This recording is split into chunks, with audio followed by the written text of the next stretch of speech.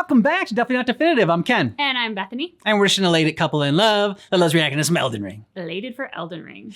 And so today we're checking out Elden Ring, the lore of Elden Ring's Cosmic Sorcerers by Vadi. If you want all of our Elden Ring reactions, check out the description of this video because we got a playlist there for you, as well as a link to our Patreon. We can get early ad-free access to our videos here and on our other Definitely Not Definitive channel. We got 2 channels in case you didn't know that. We do. Yeah. And also we got a drink. Yeah, we do. The Tarnished Tonic. You put little gold dust thingies in it, so it's actually gold. Mm-hmm. Cheers. Cheers. I feel so ritzy whenever we have this drink. It does. Long ago, an astrologer looked to the sky and found something called the primeval current in the stars above. Then, miraculously, what they saw in the cosmos actually manifested in reality, and the very amber of the stars rained down on the lands between. This glintstone of the cosmos would go on to inspire those that studied it, but there was also a darkness up there between the stars. Of course. And what some saw would break their minds and inspire a fate that was worse than death. Dang. This is the story of Elden Ring's cosmic sorcery, a force that would define an entire era of life in the lands between. Okay. Mm-hmm. It's like Hogwarts. Yeah. It all began with the founding Reign of Stars, a legendary sorcery that was the founding glintstone sorcery. You might have missed this spell in your playthrough, but it's located here, hidden along an illusory path leading to the heretical rise within the mountaintops of the Giants. Its description reveals that it is the eldest primeval sorcery, said to have been discovered by an ancient astrologer. Now, we don't know who this astrologer was, but we know they were not alone, for it was here, in these icy peaks closest to the sky, that the astrologers who preceded the sorcerers established themselves. That's a cool And shot. with Yeah. ancient tools of astronomy, they looked to the cosmos. First I was like, was he above crushing something, or was and he just read shooting something fate out of in his the hands? stars. But this was more than mere stargazing. The stars quite literally govern fates in Elden Ring. We learn this from the starlight shards and amber starlight items. The former is a pale blue shard. It's what remains of a passing flash of starlight, and the latter is the same, except it has a pale amber glow, and it tells of the belief that if the stars command our fates, then amber-hued stars must command the fates of the gods. That's cool. During Yeah. Selvus's questline, the blue starlight shards are distilled into this blue tonic, which can be given to other NPCs to turn them into summonable puppets. You are quite literally using starlight to forcibly control and take away their fates when you do this. Damn. These exact same intoxicating kinda drafts cold-blooded. had historically been used in the Eternal City, as is exemplified by the Night Maiden and Swordstress puppets, who actually chose this controlled fate for themselves, presumably so that they could better serve the needs of the Eternal City. You can learn more about that in this video, where we discuss the Eternal City in its entirety. But the Nox of the Eternal That's a good City video. weren't the only ones that were drawing power from the stars in this way. The royal house of Caria, too, drew great power from astrology. The telescope item, for example, is actually a smaller part of a larger astrological tool that was once used by members of the Carian royal family for their own brand of Carian astrology that revolved around Renala and the full moon rather than the stars. But to most, the moon was not considered equal to the stars, and it was actually the stars that most would draw upon for their sorcery. These sorcerers would come together at Raya Lucaria, a place of learning that institutionalized the practice of glintstone sorcery. And this is our little triumvirate of 3 factions. There's the Nox and their descendants, there's the Carians, and there's the sorcerers of Raya Lucaria, who all trace their origins back to astrology. These factions overlap at times, they interact and clash, and their shared history is fascinating and complicated, but it all comes back to the cosmos in the end.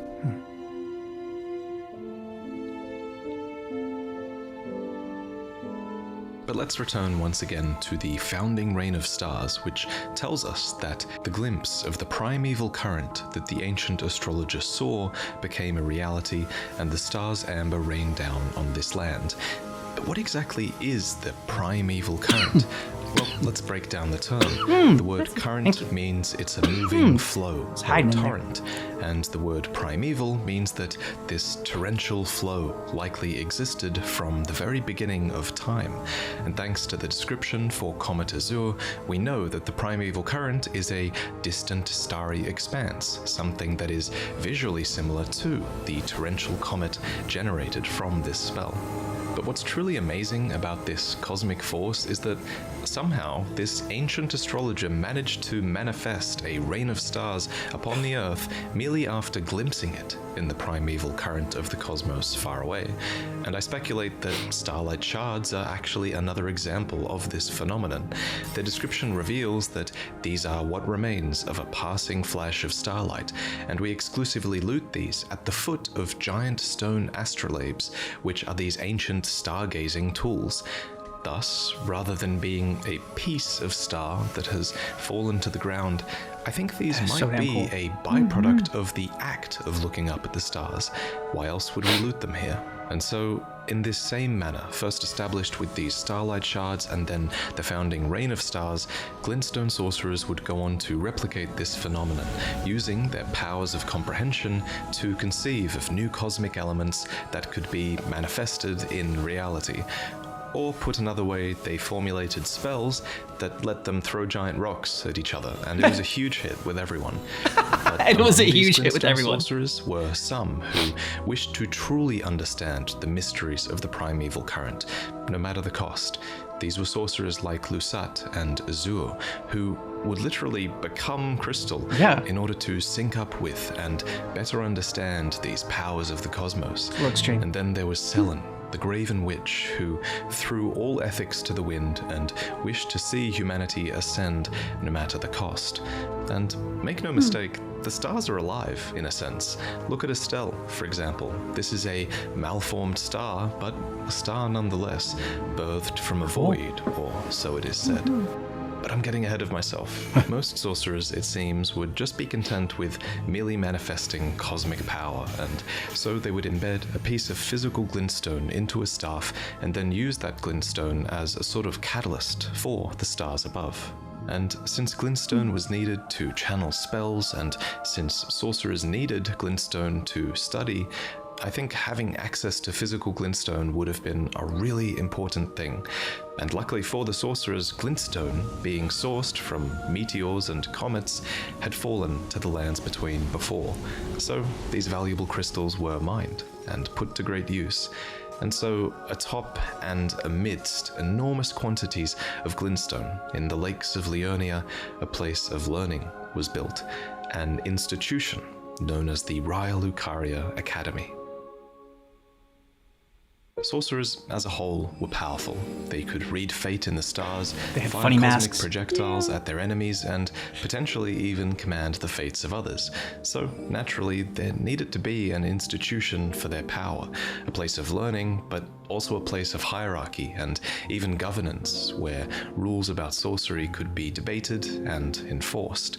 When you journeyed through Raya Lucaria, you would have collected these symbols of their institution. These are stone masks called glintstone crowns, and not just anyone is supposed to wear these crowns. They are a symbol of achievement, and they represent one's mastery of a certain conspectus or school of learning within the academy. They also make a good weapon super heavy if all else fails. But why was this design specifically chosen as a symbol of achievement? Well, according to many item descriptions, there isn't just life in stone, but there is a wisdom contained in stone as well. So their masks were crafted with stone and set with glintstone. The glintstone is typically set upon the eyes and or the brain, a tradition that I speculate originated with the sorcerer Azure, who was one of the first, if not the first, glintstone sorcerer. His blue blue-green glintstone crown was set with crystals and eventually replaced his own brain and skull altogether, which enhanced his powers by helping him catalyze with glintstone, though it clearly came at great physical cost. And I speculate that this crown eventually replaced his own brain and skull, because glintstone kind of does that. It corrodes, it consumes. We see its effects best on other creatures like the dragon Smaragd, who was a devourer of sorcerers with a body that became corroded over time by their glintstones, thanks to that strict sorcerer diet. But as with Azure, his corrosion did not come without benefits, and he now breathes a powerful glintstone breath. Damn. The sorcerer Azure was an early sorcerer of the primeval current. But he wasn't the only one. There was also the sorcerer Lusat, who experienced a similar glintstone convergence of body and mind. Together, these masters of sorcery each glimpsed a part of the primeval current. And from what I gather, the primeval current seems like the sort of thing that can only really be glimpsed once before it either breaks or terrifies the viewer. Azure and Lusat only have one primeval current spell each, after all. For instance, when Lusat glimpsed into the primeval current, he conceived of the spell Stars of Ruin as he beheld the final moments of a great star cluster, and upon seeing it, he too was broken. And when Azure glimpsed into the primeval current, he saw darkness and conceived of the spell Comet Azure, but was left both bewitched and fearful of the abyss. Both Azure and Lusat clearly had a prominent role at the Academy, but Azure specifically was the first founding glintstone sorcerer to have an impact upon Raya Lucaria, for there is a line of research called the Carolus Conspectus, dubbed the oldest of the Academy's lineages of study, begat by the sorcerer Azure. Sorcerers who follow in his footsteps by studying this conspectus pursue the mysteries of comets, leading to new kinds of comet sorceries like glintstone comet shard and shard spiral. Each conspectus appears to be named after a founding individual. These stone crowns are designed after actual people, after all, people you can see in the flesh upon their matching portraits in the Academy. So even though the Carolus Conspectus follow the path began by the sorcerer Azure, their conspectus of learning must have been sort of formalized by someone named Carolus. But as time went on, more conspectuses needed to be created as new lines of inquiry were discovered, and so logically, the Olivinus Conspectus should have been the second to be created, for this line of research is also concerned with the study of meteors in the primeval current, except this conspectus began with the sorcerer Lusat. Their spells study clusters of stars, with lesser spells like glintstone stars and star shower, all echoing the great Stars of Ruin spell that originally broke Master Lusat. Lusat and Azure were true masters at the Academy, after all. They were actually dubbed Grand Masters, specifically, with special robes that reflected that, and it seems like no one ever went on to achieve such a rank or sacrifice as much as they did. And they sacrificed a lot. They can barely even move anymore. Azure's head actually looks when like Selen talks about them, she talks about brain, their like a skull. bodies rather than a traditionally living person. Perhaps they've actually ascended to a higher plane of existence. That might explain why they weren't really around anymore to form their own conspectuses, something that was left to Carolus and Olivinus and others instead. With such enigmatic founders, many dedicated themselves to the study of glintstone, taking vows of virtue and austerity. In return, they received the deep blue robe of Raya Lucaria and were able to study on its grounds. Some nobles of Palmdale were even permitted to study here clearly, though their meager accomplishments never warranted them earning a stone crown, and fittingly, you only see them casting glintstone pebble in-game. To assist in their learning, a powerful spellcaster would often go and cast a spell called Terra Magica from the tallest belfry of the Academy. This sigil would be cast with such strength and allow for such a vivid experience of spellcasting success that It turned many a fledgling into a true sorcerer in a flash of understanding. But not all learning took place at the academy. In fact, a couple of signature spells were specifically given to those who departed from the academy to embark on journeys. Starlight is a spell that guides such sorcerers in dark places, and it reads, "Even during the blackest nights, sojourns underground, or imprisonment in jail, the stars are never far from a sorcerer's side." And then there was Glintstone Arc, which would allow these fledgling sorcerers to cleave through the ranks of the fools that would outnumber That's a them badass on spell. their journeys. Yeah. Such journeys were encouraged by the academy. There was even a conspectus for this practice called the Hierodus Conspectus, with a crown that was granted to scholars who engaged in nomadic study away from the academy. In-game, this crown is worn by errant sorcerer Wilhelm, who fights with night sorceries and wields the Staff of Loss, which enhances night sorceries. This staff doesn't even have a glintstone embedded in its tip, and supposedly it can only cast night sorceries as a result. That's how important asceticism was to some sorcerers, and they believed that it was a powerful path towards discovery. This conspectus also seemed to see value in depriving the senses.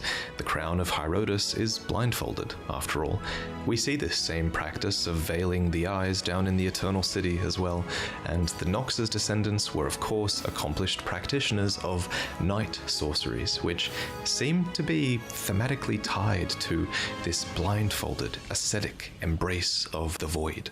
Moving on though, this habit of sending fledgling sorcerers away must have posed a bit of a problem, however, as when war broke out in the Lands Between, Raya Lucaria would close and seal its gates, preventing access to most, including its journeying fledgling sorcerers. The only way to get back inside was to use a glintstone key to activate the warp magic within the seals. These keys only seem to belong to accomplished sorcerers, and they remember their users, meaning that thieves or bluntstones like Thops could not get inside. In the current age, Thops mentions that the Academy closed its gates after declaring that they wouldn't interfere with the shattering. Now, this suggests to me that the Academy might have had a bit of a habit of striving for a sort of neutrality or indifference in world affairs. Indeed, they had developed an entire conspectus who sought power in order to quell conflict. These were the battle mages of the Heimer Conspectus, who wielded stone clubs and spells of cannon and gavel. A gavel is commonly used as a symbol of judgment, but rather than interfering with outside affairs, I believe the Heimer Conspectus mainly functioned as the Academy's judiciary. Their crown is even blindfolded, which is widely regarded in the real world as a symbol of unbiased justice. And with their preparedness for combat, the Heimer Conspectus were cited as being the only ones who dared to venture outside whenever war had broken out. And just like the blindfolded members of the Hierodus Conspectus, the battle mages of Heimer believed that seclusion was no way to foster discovery, and instead believed that it was only a convenient form of escape. That said, we do find sorcerers of other conspectuses outside the Academy as well, though you can sort of infer that they're a bit wary to be away from home because they're often accompanied by marionettes. The marionettes are dolls, constructs that were crafted and animated by the sorcerers who are their masters. There are a couple of variants. There's an avian variant with curved swords that can fly and throw fire pots, and then there's the typical marionettes with spiked spears, short swords, and short bows. Lots of short bows. These will commonly drop down upon you in ambush, and while they like to go a bit ballistic, they do act as crudely effective support for a ton of the sorcerers that you'll meet in-game. You'll even find a few of these down in the Raya Lucaria Crystal Tunnel, where glintstone miners are hard at work extracting glintstone and ore. These miners don't use conventional tools though. Instead, they mine with a digger's staff embedded with a glintstone, casting spells such as Shatter Earth or Rock Blaster. A fascinating little detail here though is that these mining spells carried enormous stigma at the Academy because they marked their user as a failed scholar. perhaps as someone who had to turn to menial labor, lacking the intelligence to pursue the complex mysteries of the cosmos. Indeed, the Overseers attack by crushing scraps of glintstone rather than with any advanced sorceries. At the end of the crystal tunnel is a crystallion, an inorganic being that was hewn from crystal long ago. But these are more than mere constructs. They are ancient and even possess a faint sort of intellect dubbed the wisdom of the stone. Long ago, they even made a concord, or an agreement, with the Carian royal family. We don't know the nature of this agreement, but some can be found chilling upon the moonlight altar, allowed to stay in close proximity to their crystals, perhaps. And for their part, we do know that the Crystallians did teach the Carians a spell called Magic Downpour to mark the occasion. And Raya Lucaria sought kinship with these beings as well, for they are close to the ideals of the primeval current, and so are revered guests of the Sorcerers. The best example of this might be down in the dimly lit Academy Crystal Cave underneath Raya Lucaria, a crystal cave that is not mined, perhaps out of respect for the Crystallian duo at the end of the tunnel. There are even living quarters down here, and I suspect these belong to a group of sorcerers called the Crystal Cadre, which was a group that was founded to research the wisdom of stone possessed by the Crystallian. However, just like the primeval current, these sorcerers clearly don't have all the answers on these beings. They call them inscrutable, and note that they have but one clear purpose, and that is to safeguard their crystals unto the end. Though there is one theory on these beings, and it's that they are waiting, yearning for the return of their creator, who will carve for them new brethren. A few sorcerers down here near the Crystallian are in possession of the Twin Sage Helm, which marks them as members of the Twin Sage Conspectus. These were the elites of the Academy, permitted to study and excel in sorceries of all kinds. And I assume it was these members, these elite members, who would climb out of this cave and cast the legendary Terra Magica that would cover the entire Academy's grounds from this tall belfry that we mentioned earlier. But the Twin Sage Helm wasn't the only mark of a proficient scholar. There was also the Witch's Glintstone Crown, which was granted to a scholar who excelled in her studies, which also merited the title of Witch. And again, you can see most of these Conspectus portraits hanging in Raya Lucaria. For example, here is the Witch, the Twin Sage, Carolus, Olivinus, and all of these portraits are hung in the debate parlor of the Academy, where members would likely have engaged in argument in order to test and help validate their ideas about sorcery. It's also where I assume they argued about whether certain things even should be allowed to be learned here, or whether certain members should be exiled. But we'll get to that shortly. Because first, the final conspectus that we haven't yet mentioned is the Lazuli Conspectus.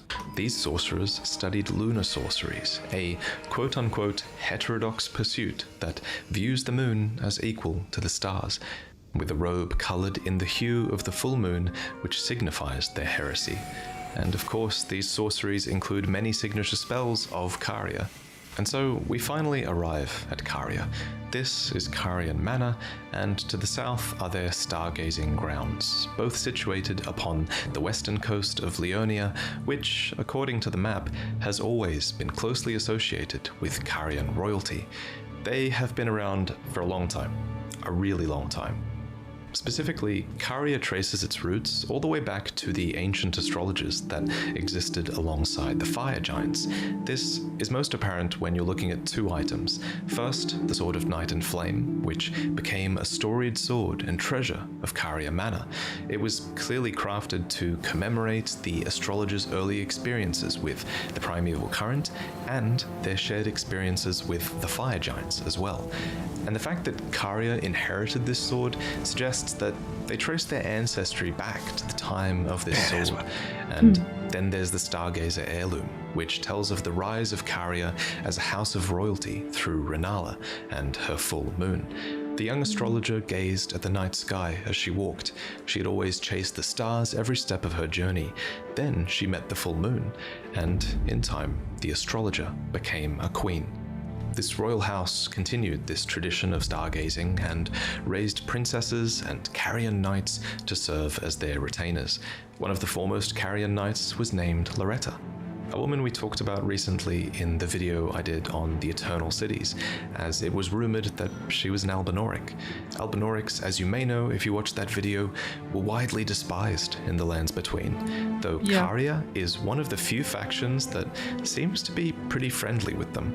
Albinauric sorcerers are found all throughout Caria Manor, and one, named Pidia, is literally called a Carian servant, linking the Eternal Cities with Caria in an alliance perhaps that might have allowed them to learn more about the stars from the Albinaurics. At any rate, Renala, with her full moon sorceries, was the champion of Caria, a prominent one too, apparently. And it's no surprise when you look at the powerful characteristics of her full moon. It has immense gravity, and it eclipses all other magics. It lowers defenses. It is enchanting. And Renala used all of these traits to charm the Academy, to bewitch them, and become not just the Queen of Caria, but also the Master of Raya Lucaria itself. And so, of course, here is her portrait, displayed most prominently in the Academy of Raya Lucaria, right next to what many assume is a portrait of Selen. For if you unmask her in-game, then she actually looks very similar to this witch, someone who was worthy of an entire conspectus, and apparently was the most promising sorceress in the history of the Academy. But even Selen, with all her promise, or perhaps because of her promise, would not be tolerated in the end. If you recall, I was exiled from the Academy of Raya Lucaria. It was for attempting to restore the primeval current of glintstone sorcery. The toothless pedantry peddled by the Carian royal family can rot for all I care. I want glintstone sorceries that open our minds, unbound by terrestrial taboos. For Selen to know so much about what she calls toothless pedantry peddled by the Carian royal family, I assume she was a part of the Academy during Renala's reign over it, and that it was Renala's influence that finally led to the Academy's intolerance of primeval current research. And Selen wasn't the only one expelled from the Academy. The Masters Azure and Lusat, two of the founding masters of glintstone sorcery, were at some point driven from the Academy as well. And it's easy to see why. The primeval current is dangerous. Lusat's mind was broken after watching a star cluster break apart. Azure saw a darkness in the primeval current and was left fearful of its abyss. And imagine something so dangerous that just looking at it can damage your mind. I thought it was like a bowling ball. That too. The primeval current is almost Lovecraftian like the eye in of its sorrow. horror. Like, that We looks like an can't eye. pin down Yeah. the exact truth of why it terrifies, but we see its terrible effects on others and are left to wonder. It kinda look like a What's puppy. more, this cosmic current is primeval. It's one of the first, if not the first I mean, those thing to skeletons were exist creepy. in the universe. look like And the fact that our cosmic origins might be terrifying really is kind of a bizarre and bewitching thought, right? I mean, I want to know what's in this current that's driving everybody insane. Although I will mention again, we kind of know that at least creatures like Estelle are up there, and Estelle kind of is a signature horrific Lovecraftian monster, so yeah. At any rate, Raya Lucaria was an institution now, with power and influence in the Lands Between, and with these things, naturally, there would have come a need for self-preservation. And the biggest threat at this stage wouldn't have been external, it would have been internal.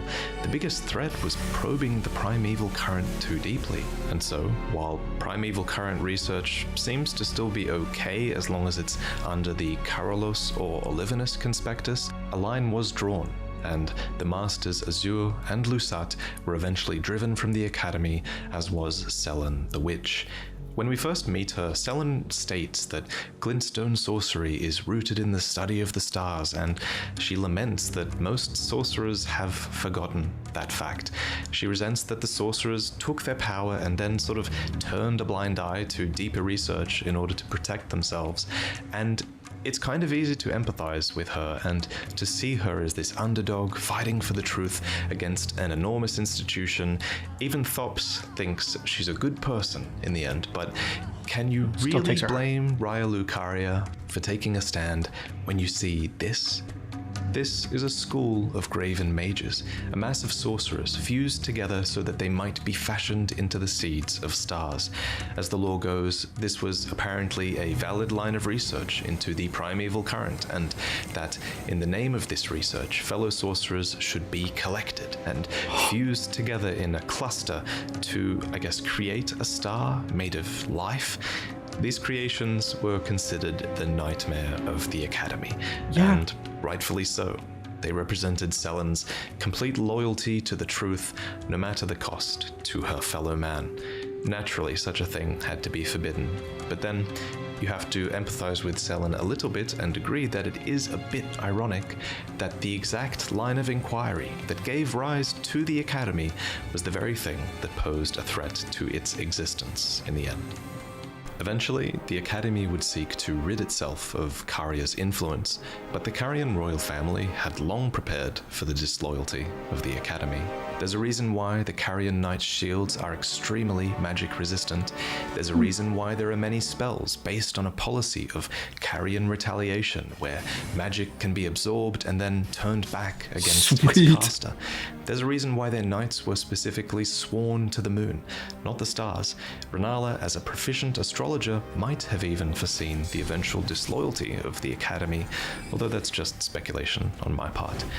But before that, there was another war that would come first, a war against the Champions of Gold, which Caria was extremely prepared to face as well. The Order of the Erd Tree had conquered fire giants, the Storm Lords, and Caria and the Academy were next, it seems. Led by Radagon, who we now know was a part of Marika, a great war began. But here, the Order of the Erd Tree actually met their match. Despite numbering fewer than 20, the Carian Knights were a match for even the Champions of Gold in battle, and enchanted troll knights fought on Caria's side as well, called into service from an ancient oath made with Renala back in her youth atop the mountaintops of the giants. And so, instead of weathering a stalemate, a truce was proposed between the two parties and sealed in holy matrimony. Radagon once cleansed himself with celestial dew, repented his territorial aggressions, and swore his love to Renala. The Order of the Erd Tree and the fate of the moon were conjoined, and all the wounds of war forgiven. And of course, we all know that Radagon is Marika, but no one else did. And so secrecy was of the utmost importance to Radagon, and he imposed this need upon his newly acquired vassals. These are the Carian Preceptors, essentially professors of sorcery who serve the Carian royals. They wear these blue robes embroidered with cosmic designs, which is a reference to Caria's astrological heritage, surely. But when Radagon married Renala, he ordered the Carian Preceptors to wear an additional piece of attire, a mask with the mouth sewn shut with gold thread in that signature crisscross pattern that is emblematic of Radagon, to make it clear that all their matters were to be kept strictly private. For of course, Radagon was hiding something that might be able to be seen if anyone looked at him too closely. Indeed, this desire for secrecy was well-founded, for someone did look at him too closely during this time. A sculptor who secretly rendered this dichotomy between Radagon and Marika into his work. But no one else discovered Marika Radagon's secret, not until we came along. And long before that, Radagon would leave Renala, and her heart would go along with him. And it was then that those at the Academy realized that Renala was no champion, after all. When we see her, we realize that she was likely left quite witless and innate after this loss of Radagon, and so it was no surprise that the Academy took this chance to rebel against the Carian royals. With Renala essentially held hostage and safely locked in their grand library, the Academy went to war with Caria, focusing their assault upon Caria Manor, for that is where a siege commemorated by this graveyard of swords took place.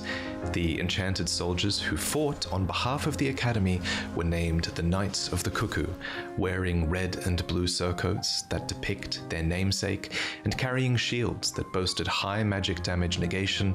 They were explicitly purposed as mage hunters and have been quoted as stating, "Our enemy is none other than Caria itself."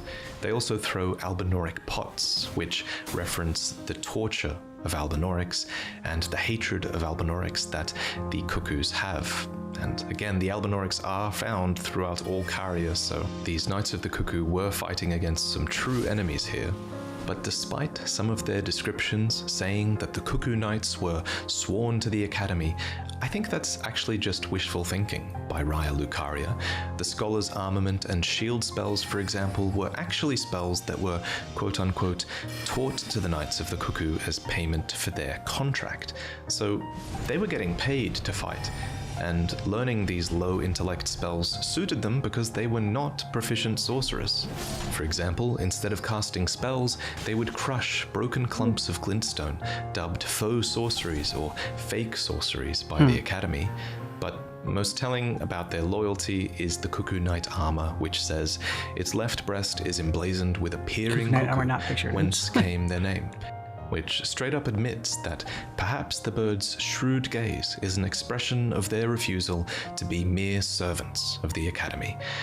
And in the end, the Knights of the Cuckoo failed pretty hard. They were not only defeated in the siege of Caria Manor, but they were turned into puppets there, and many now fight on Caria's behalf.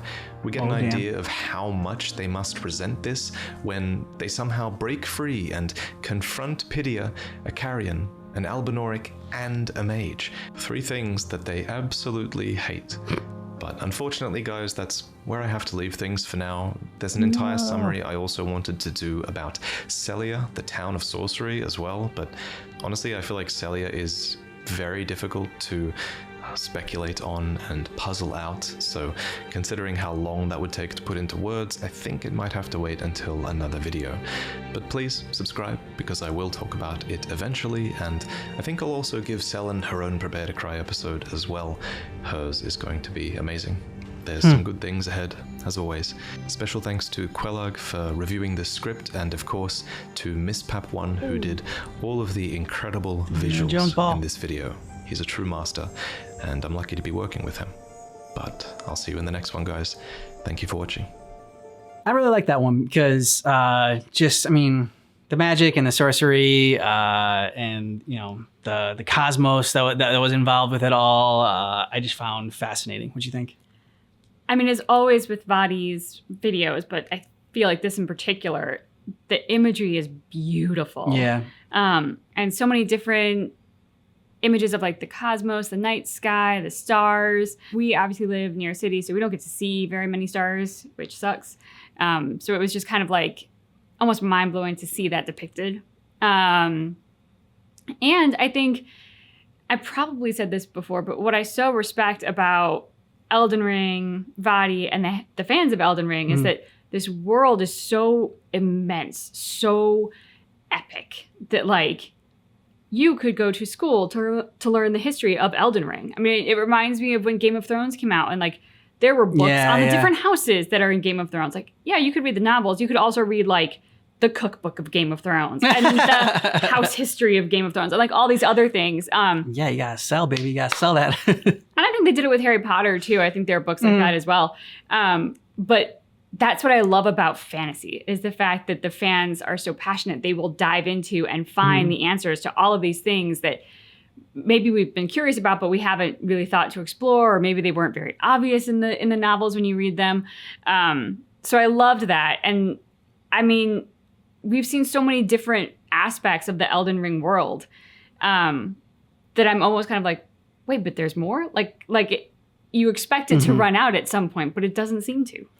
So there's some things I don't like about Raya Lucaria and some things I do. I didn't like, the war against the Carians and like also like sending in, like if you're gonna battle, like, yeah, you can have soldiers, but like go in there yourself and battle as well. Like they just send these soldiers, like there were pretty much ill-equipped to go into battle and do this fight. But I like that they stayed away from the politics of the world. I thought that was cool, because it's like, if we start choosing a side, then like, I don't know, we're training like an army, whereas like everyone can be invited into this academy no matter who you are, or what side you fight on, and then and learn this art, and they don't have to be like necessarily warriors and go and I don't know, kind of reminded me like we've been watching the Clone Wars. We actually just finished it, but like the Jedi a little bit, and like with the Jedi, we're supposed to be like just like peacekeepers and like not taking a side, and yeah. So I found that fascinating, and I thought that was a good idea for Raya Lucaria to like stay out of it, stay out of the politics of the world, and just focus on like the magic itself, and like when and then to close the gates when war happens. And it's like, look, we're not getting involved in this. No one's coming inside to learn about, any tricks or anything like that to use in your war. This is all just for a different purpose, a higher purpose. Those are some good aspects. I'm gonna talk about one that just really stuck out to me, which was the idea that if you're not smart enough to be successful in the academy and to like get the reins on the cosmos, so to speak, then you are demoted down to the mines to labor and get more crystal. And it stuck out to me as a very a pretty obvious parallel to society. I think often there's this idea that if you are smart, you will go into some kind of white collar job and you will have a lot of money and comfort in the good life. And if you're not smart, then you're going to labor, and like that's looked down upon, and you'll be blue collar and all this stuff. And it's, I don't like that stereotype. I have an issue with that and a bone to pick. I think there's so much respect for people who work with their hands and have that ability, that craft, that skill, that technical proficiency. That just kind of stuck out to me as like the parallel between our world and the Elden Ring world. Yeah, I mean, but I'm wondering, so like, is part of that because when you are like staring into the cosmos or whatever, like, people can go like a little bit crazy. So maybe like if you don't have mastery and you're not like smart enough to be able to wield it, like you're kind of like, you started the training, you kind of screwed yourself over because now you're crazy. And so you have to go work in the mines. But like, I thought about like, as soon as they talked about the resource of the stones and that's how they were able to wield magic and whatnot. I'm like, okay, well, as soon as you have a resource like that, then you're gonna have people do exploitive labor to get that resource. And I was just waiting for it to happen, and then it did not surprise me when it showed up. So I guess maybe a positive takeaway is at least they screw their own people over into this indentured servitude. Yeah, I was actually a little bit conquering other people and doing it. Yeah, that's another plus, I guess. I'm looking for the silver lining. Yeah. I'm grasping at straws. I was excited to learn more about Renala. Yeah, because she is a character that fascinates me. Tragic character, and also like I don't know if I would like her or not like her. Yeah, true. Which adds to her mystery and to my fascination with her. I think one of the first videos we saw about her, she was like the scorned wife who was left by her husband, and she's all magical, and she seemed amazing and powerful and a queen in her own country. And I was like, yeah, screw that guy. Like, Renala's awesome. Then we've learned more about her and maybe some of her not so moral decision-making and not so excellent leadership. And so then that has kind of pushed me in the other way. Like, ooh, would I really like you though? I don't know. Like, I was ready to move into your kingdom last video. Now I'm rethinking where I want to live in Elden Ring. I'm glad that we got to touch more on her character and her kingdom and get a little bit of this backstory as to like the sorcerers and how this all comes about, because it gave a new level of insight. And what I mean, a lot of times marriages will happen to stop a war or build an alliance between kingdoms. But that's just a whole nother level to like split yourself and then have it like to infiltrate your enemy and marry your enemy, and then just to take over from the inside. Yeah. I mean, I don't know. I guess props for that diabolical strategery. America was playing the long game. Yes, she was. A very long game. Yeah. Let us know what you thought about this down below in the comments. And if you want all of our Elden Ring reactions, we got playlists in the description of this video, as well as a link to our Patreon. You can get early ad-free access to our reactions. Yeah. Thanks so much for checking out our reaction for Vadi's video on the lore of Elden Ring's Cosmic Sorcerers, but just keep in mind that our reaction is definitely not definitive.